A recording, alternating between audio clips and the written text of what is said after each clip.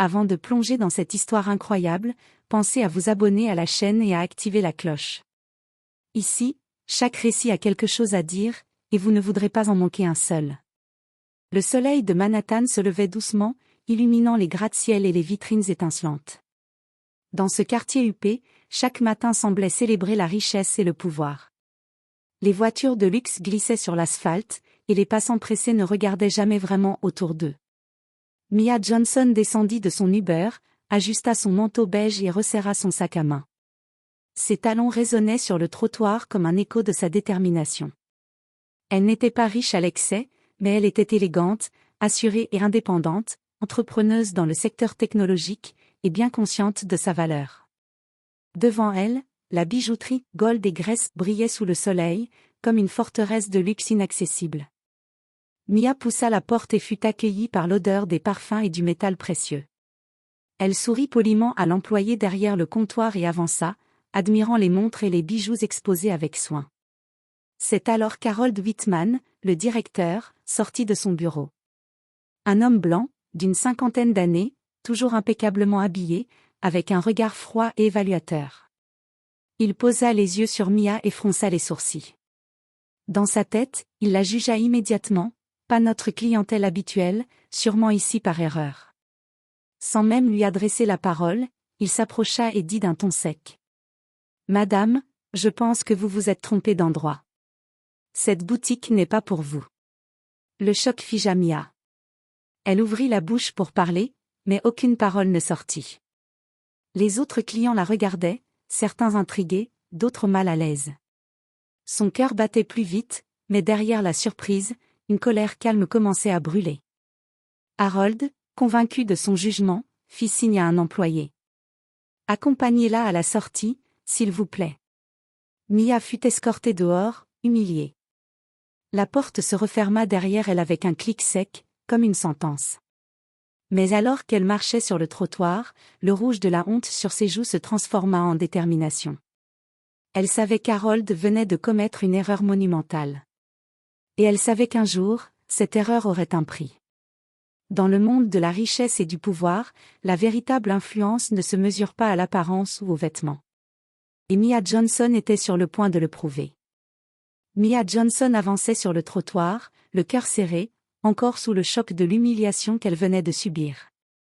Chaque pas semblait peser une tonne, mais derrière son visage impassible, une colère froide bouillonnait. Elle n'était pas le genre de femme à se laisser rabaisser, surtout pas à cause de préjugés fondés sur sa couleur de peau ou son apparence. Dans la boutique, Harold Whitman retournait à son bureau, satisfait de sa décision. Il ne voyait pas les regards des clients choqués, ni le malaise des employés qui échangeaient des regards embarrassés. Pour lui, c'était juste une question de protéger l'image de sa boutique, une leçon donnée à une cliente qu'il avait jugée indigne. Mia, de son côté, ne se laissa pas écraser. Elle sortit son téléphone et commença à appeler son assistante, Serena, pour lui expliquer la situation. Sa voix était calme mais déterminée. « Serena, prépare tout ce qu'il faut pour qu'on fasse passer un message clair. Je ne laisserai pas ça passer. » Tout en marchant, elle repensa à sa journée, elle devait acheter un cadeau spécial pour sa sœur, mais cette rencontre imprévue lui avait ouvert les yeux sur un problème bien plus large. Ce n'était pas simplement une question de bijoux, c'était une question de respect, de dignité et d'égalité. Quelques heures plus tard, les réseaux sociaux commencèrent à s'agiter. Une cliente avait été expulsée injustement d'une boutique de luxe, selon les rumeurs. Les photos et vidéos circulaient rapidement, accompagnées de commentaires indignés. Harold, toujours convaincu de son bon droit, ignorait totalement que cette simple action allait déclencher une réaction en chaîne. Mia, quant à elle, ne cherchait pas la vengeance. Elle voulait la justice. Elle savait que dans le monde des affaires et de l'influence, chaque geste avait une conséquence. Et elle avait les moyens de transformer cette humiliation en une leçon que Harold n'oublierait jamais. Alors qu'elle rentrait chez elle ce soir-là, elle se tenait droite, le regard fier, prête à reprendre le contrôle de la situation. Pour Harold, l'ombre d'une tempête invisible commençait déjà à se profiler, et il ne s'en doutait pas encore. Le lendemain matin, Harold Whitman arriva à la bijouterie comme à son habitude, sûr de lui et convaincu d'avoir fait le bon choix en expulsant Mia Johnson la veille. Mais à peine avait-il ouvert la porte de son bureau que son téléphone se mit à sonner. Harold Whitman, demanda une voix grave et autoritaire à l'autre bout du fil. Oui, c'est moi, répondit-il, un peu hésitant. Nous avons reçu une plainte très sérieuse concernant la cliente que vous avez expulsée hier, reprit la voix. Vous avez été extrêmement imprudent. Harold sentit son estomac se nouer. De quelle plainte parlez-vous? La voix continua, implacable. La cliente que vous avez humiliée est Mia Johnson, une entrepreneuse de renom, philanthrope et cliente VIP de notre chaîne. Elle investit dans nos collections depuis des années et dirige plusieurs fondations caritatives. Sa réputation dépasse largement vos jugements superficiels. Harold resta figé. Ses mains tremblaient légèrement. L'homme qu'il venait de traiter avec arrogance et mépris n'était pas pauvre ou indigne, mais une femme puissante, respectée et influente. Et pour information, ajouta la voix, nous attendons de votre part des excuses formelles immédiates, ainsi qu'une compensation appropriée. Votre comportement a terni l'image de notre boutique. Harold raccrocha. La pièce semblait tourner autour de lui. Chaque détail de la boutique lui semblait soudain oppressant, les bijoux qui brillaient maintenant comme autant de témoins de son erreur, le silence des employés comme une accusation silencieuse. Il réalisa, pour la première fois, l'ampleur de son arrogance.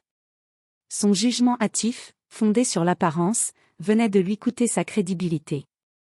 Il avait humilié non seulement une cliente, mais une figure influente qui pouvait très facilement transformer cette humiliation en problème public pour sa carrière et sa boutique. Quelques heures plus tard, Harold reçut un email détaillant le montant de compensation et exigeant une rencontre avec Mia Johnson. La peur et la honte se mêlaient à l'urgence de réparer le tort. Il comprit que cette rencontre serait une épreuve, et qu'aucune excuse superficielle ne suffirait à effacer l'humiliation qu'il avait causée. Harold passa le reste de la journée à préparer chaque mot, chaque geste, conscient que sa réputation et sa crédibilité étaient désormais en jeu. Pour Mia, cependant, ce n'était qu'un début. Elle savait que la véritable leçon allait dépasser les excuses et la compensation.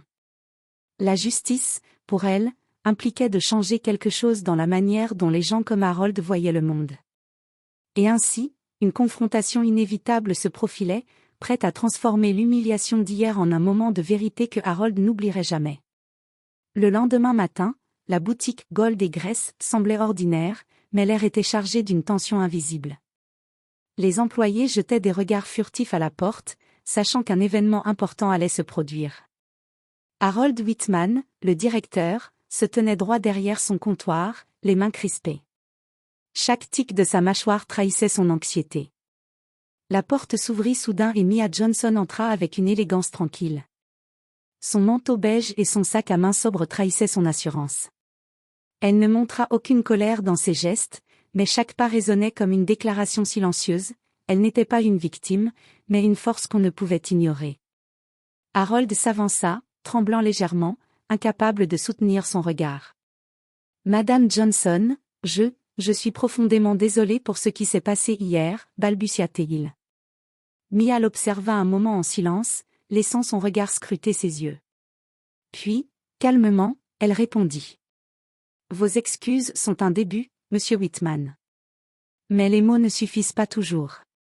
La question est, qu'allez-vous faire pour réparer le tort que vous avez causé? Harold sentit son cœur s'emballer. Il avait prévu ce moment, répété chaque mot dans sa tête, mais la présence calme et imposante de Mia lui faisait oublier tout ce qu'il avait planifié. Je vais former mon personnel à être respectueux envers tous les clients, et je vous offre une compensation pour la gêne occasionnée, articula-t-il difficilement. Mia hocha la tête, sa voix restant posée mais ferme. Bien. Mais ce que je veux voir, ce n'est pas seulement des excuses ou de l'argent. Je veux que votre boutique et votre équipe comprennent que juger quelqu'un sur son apparence peut avoir des conséquences graves. Vos actions ont un impact, même lorsque vous pensez agir correctement. Harold baissa la tête, conscient que ce n'était pas une simple leçon professionnelle, mais une leçon de vie. Il avait cru que son jugement et son prestige suffiraient à protéger sa réputation. Il avait tort. Les clients présents dans la boutique, qui avaient entendu une partie de la conversation, échangèrent des regards étonnés. L'humiliation qu'Harold avait infligée à Mia la veille se retournait maintenant contre lui. Mais Mia, elle, restait digne et maîtresse de la situation. Avant de partir, elle ajouta avec calme. L'arrogance est souvent punie par l'humilité que l'on refuse aux autres. N'oubliez jamais ça. En quittant la boutique, Mia laissa derrière elle un Harold transformé. Pour la première fois, il ressentait véritablement la honte et le regret. Mais il savait que la rédemption demandait plus qu'une simple lettre ou un sourire poli, elle exigeait un changement profond dans sa manière de penser et d'agir. Les jours qui suivirent l'incident furent un véritable tournant pour Harold Whitman et sa boutique. La nouvelle de l'humiliation de Mia Johnson s'était rapidement propagée sur les réseaux sociaux. Les critiques pleuvaient, certains clients menaçaient de boycotter la boutique, et Harold sentit pour la première fois le poids réel de ses actions. Harold prit conscience qu'il ne suffisait pas de présenter des excuses formelles. Il devait changer profondément sa façon de penser et d'agir, et surtout influencer positivement son équipe. Il organisa immédiatement une série de formations sur l'inclusion, le respect et la sensibilisation à la diversité. Chaque employé reçut des directives claires, juger un client sur son apparence ou sa couleur de peau était strictement interdit, et des sanctions sévères seraient appliquées en cas de manquement. De son côté, Mia Johnson transforma l'expérience en une opportunité. Plutôt que de se contenter de recevoir des excuses et une compensation, elle décida d'utiliser sa voix et son influence pour faire évoluer le comportement des commerçants et des clients dans le quartier. Elle créa un programme philanthropique visant à sensibiliser les entreprises de luxe à la diversité et à l'inclusion. Elle organisa des ateliers et des conférences où elle partagea son histoire, illustrant comment l'arrogance et les préjugés peuvent nuire à la fois aux victimes et aux auteurs. Un mois plus tard, Mia revint à la boutique pour un événement spécial, le lancement d'une collection de bijoux inspirés de l'histoire de femmes influentes. Harold l'accueillit avec une sincérité palpable et une humilité nouvelle. « Merci d'avoir accepté de revenir, dit-il. Je veux que vous sachiez que j'ai compris la leçon, et je ferai tout pour que cela ne se reproduise jamais. » Mia sourit légèrement, satisfaite mais vigilante. Les leçons les plus importantes ne se mesurent pas aux mots que l'on prononce, mais aux changements que l'on met en pratique. Je verrai bientôt si vos actions reflètent vraiment vos paroles. Les clients présents cette fois observaient une scène très différente de celle d'il y a quelques semaines. L'atmosphère était respectueuse, chaleureuse et professionnelle. Harold avait appris, parfois de la manière la plus dure, que le respect et l'humilité sont les fondations de toute réussite durable. Pour Mia, l'humiliation initiale n'était plus qu'un souvenir lointain, un catalyseur de changement et de justice. Pour Harold, chaque regard et chaque sourire dans sa boutique était un rappel constant que juger quelqu'un à l'apparence pouvait coûter cher, mais que l'apprentissage et la rédemption étaient possibles pour ceux qui osent reconnaître leurs erreurs. Et ainsi, ce qui avait commencé comme une humiliation se transforma en une leçon de vie puissante pour tous. Le respect, la dignité et l'empathie ne sont pas des options, mais des exigences pour quiconque souhaite véritablement réussir.